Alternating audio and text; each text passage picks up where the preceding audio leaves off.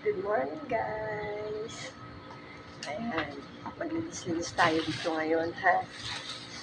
Sa pool area. Ayan, maraming mga basura, mga plastic cup.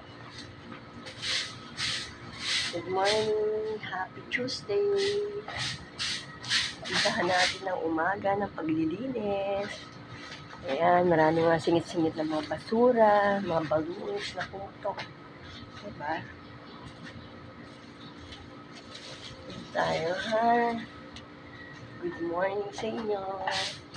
Balik-balik muna tayo. Mabilis lang to. Samahan niyo na ako.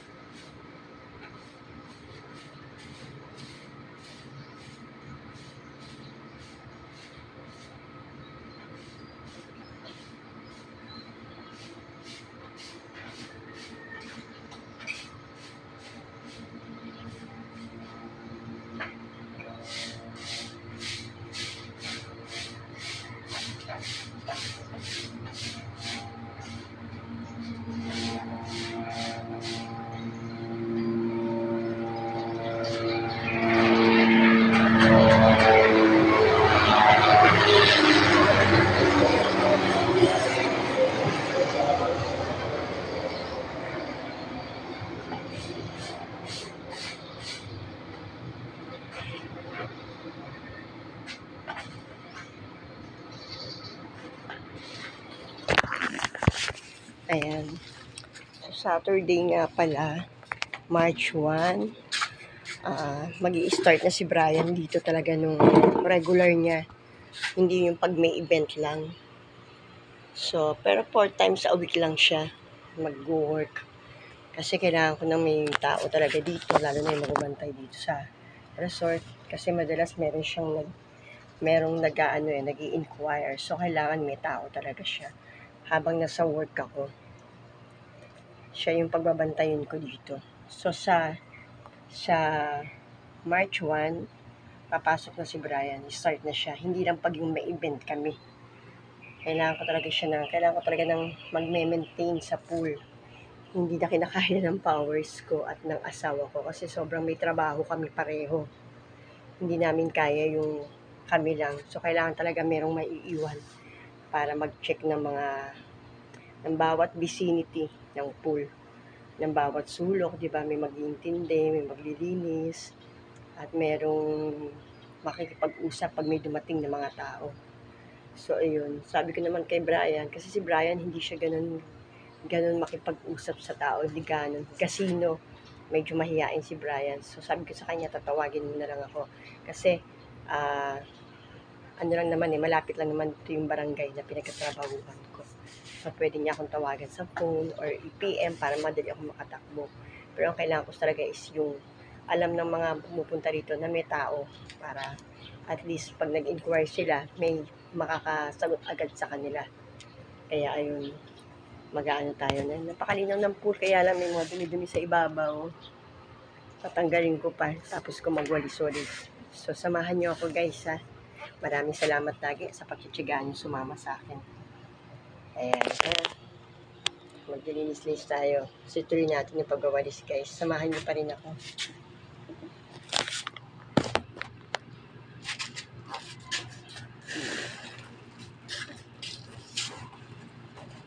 Ang dami kasi mga dahon, ng mga dalaglag.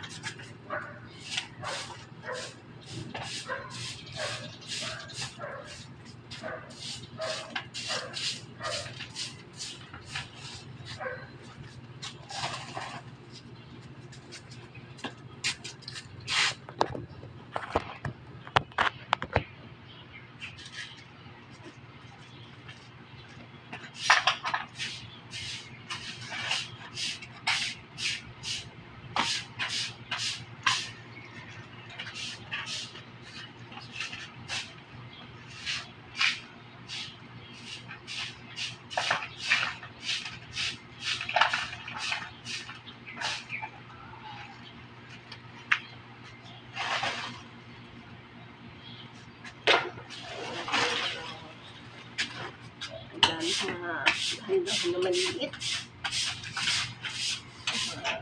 Halaman. Yung mga nilalaglag. So, magwalis tayo.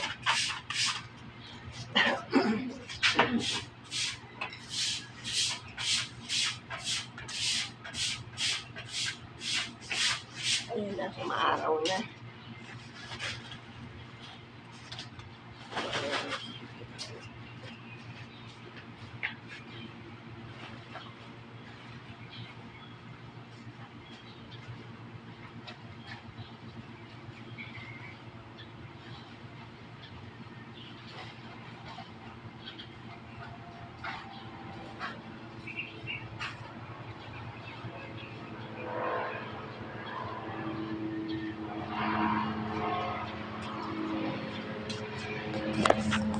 Ayan, so matanggal naman tayo ng mga iba, ano natin sa iba-iba ng swimming pool.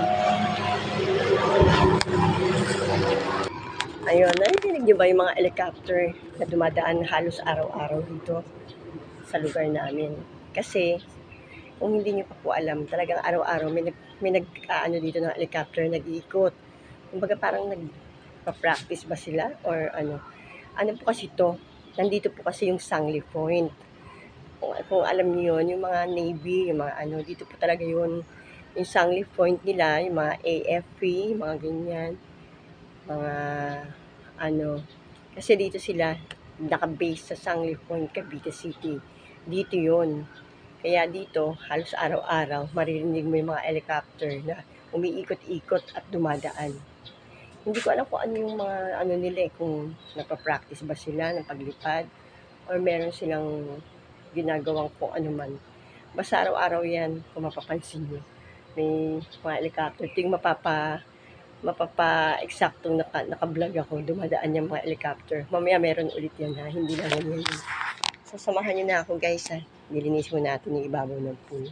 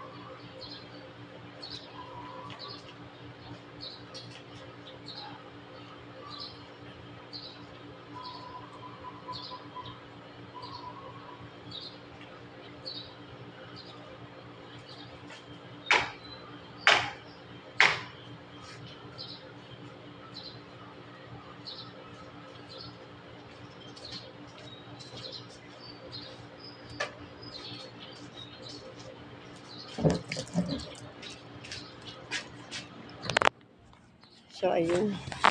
Medyo natanggal na natin yung mga dumi-dumi sa ibabaw. Meron pa rin iilan, pero mamaya lulutang ulit yan. Ayun. Malinis na siya. Kulay blue na. So, pinapatakbo natin yung motor para linis yung mapilter yung tubig. Pati yung sa jacuzzi, ayun. Yan. Napipilter yan. Nilagyan ko na siya ng isang takal na chlorine. Pinahigop ko dun sa may butas dun. Meron dun butas para mahigop yung chlorine na nilagay ko. So, ayan. Kailangan natin siya buksan yung motor para mapilter yung tubig. Malinis. Para yung mamaya, yung filter na pinag-i-stackan ng mga dumi, malinis na asawa ko pagdating niya galing sa work. Ayan. So, ayan yun. So, guys, pasok na muna tayo sa loob. Mag-aasikaso naman tayo ng pagpasok natin sa work. Maliligo na muna ako. Samahan nyo pa rin ako, guys, ha. Thank you lagi sa pagtsatsagaan yung panonood ng mga vlogs ko. Hindi naman lang din puro vlogs na kalokohan to, guys. Alam niyo, may mga matututunan din naman at mai-share ako sa inyo. Lalo na sa work ko, sa bilang barangay treasurer, yung araw-araw na ginagawa ko. Pagkatapos yung dito sa pool, kung paano yung pagmamanage ng pool, mai-share ko sa inyo. Malay nyo, kahit paano may mapulot kayong idea, diba? Kahit paano, may matutunan din kayo. Yan. And kapitbahay namin yung bahay nyo. Ayan, pasok na tayo sa loob, guys, ha. Samahan niyo pa rin ako. Ayan, maghugas muna tayo ng mga pinggan. Kasi kagabi, nakalimutan ko ikwento sa inyo yung asawa ko, may mga bisita. May mga bisita yung asawa ko. Kasi wala silang pasok kahapon. So, medyo nag-shot sila dun sa pool. Tapos, ayun, mga hugasin dahil syempre, nakainom na, hindi na nakapaghugas. Syempre, hugasan ko siya ngayon. Samahan niyo ako, guys, ha.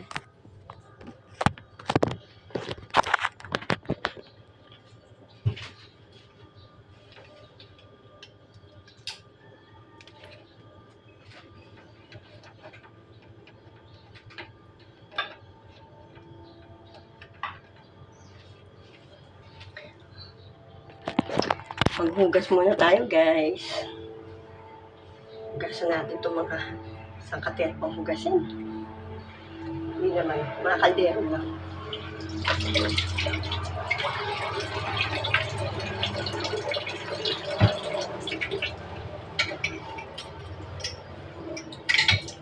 Pumasok na ngayon sa work yung asawa ko.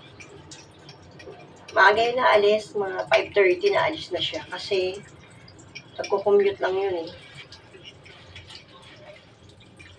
Kasi pag ganitong umaga raw, sabi ko sa kanya, ba't di siya magdala ng motor? May motor naman. Mahirap daw mag-park dun sa lugar nila, sa trabaho nila. Napakarami raw nagpa-park. Ang dami kasing mga trabahador talaga ng Yasaki. Kaya, hindi sila ganun kaano sa parking. Dahil halos lahat nakamotor. Iilan lang ang parking lot. Hindi naman sila pwedeng mag-park sa labas. So, wala siya lagi naaabutang parking. Hindi siya makapag-park, napakahirap daw. So, hindi siya nagadala ng motor. Meron silang service paminsan sa Yasaki.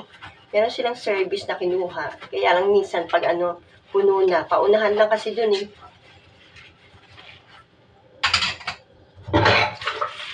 Kaya hindi siya nakakapag-service. Minsan nagko-commute siya.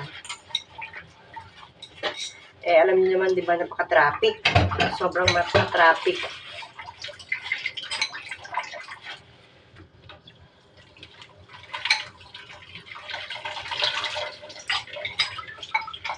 Ayun guys, may ba nakikita niyo, napakahina talaga ng tulog dito sa lugar namin. Sa area namin.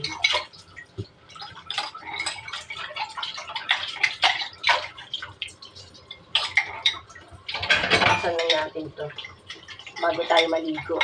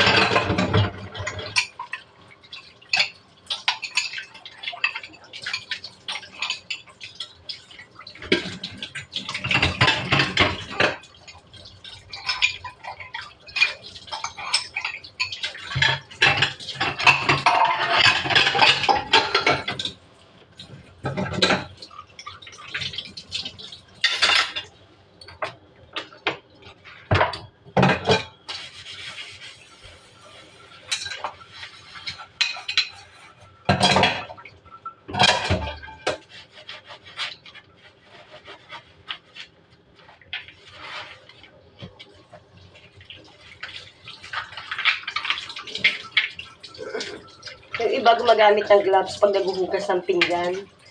Yung ibang mga nakikita kong pinapanood ko din ng mga vlogs. Kayo guys, gumagamit ba kayo? Ako hindi na kasi hindi ako makapaghugas maigi.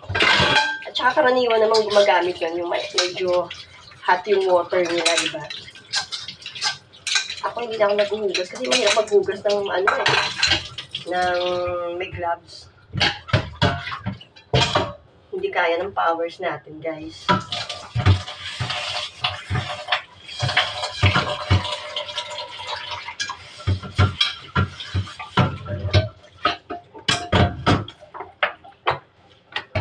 Carry na kahit walang gloves. Pwede na yun.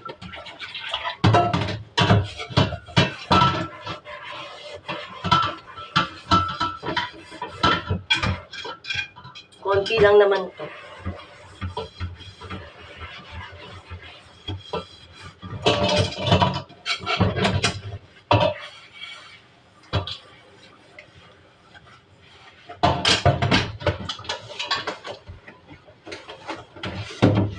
Nagluto sila kagabi ng tahong. Bumili yung mga kasama niya sa trabaho ng tahong pampulutan.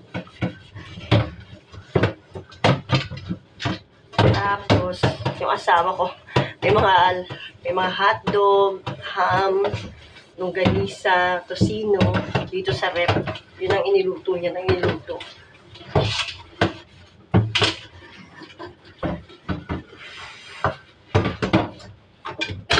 ayun. Pag bibili na lang ulit ako ng mga frozen goods na pang-stocks. Nag-stocks ako ng mga ganun kasi minsan, di ba, wala na akong time magluto. Kung biglang may maglutom ng alanganing oras, pwede sila magluto. Kaya ako nag-i-stock ng ganun.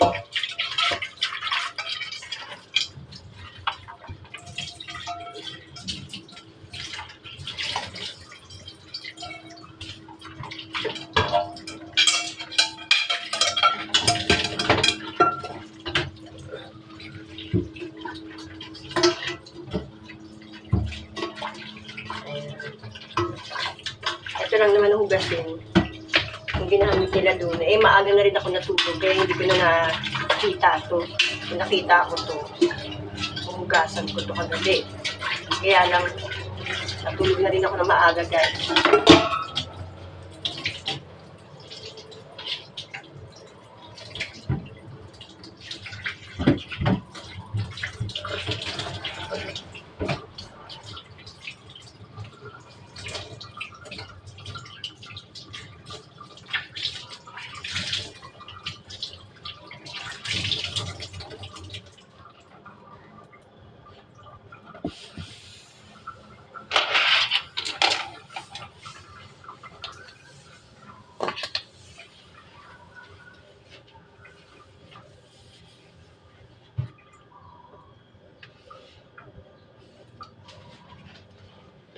So, ayan guys, tapos na tayo maghugas ng pinggan. Maliligo na ako. Teka lang to. Maliligo na ako guys ha. Samahan nyo pa rin ako mamaya pagpasok ko sa barangay. So, ngayon, yan na lang muna guys. Thank you for watching and please subscribe. God bless us all. Bye-bye.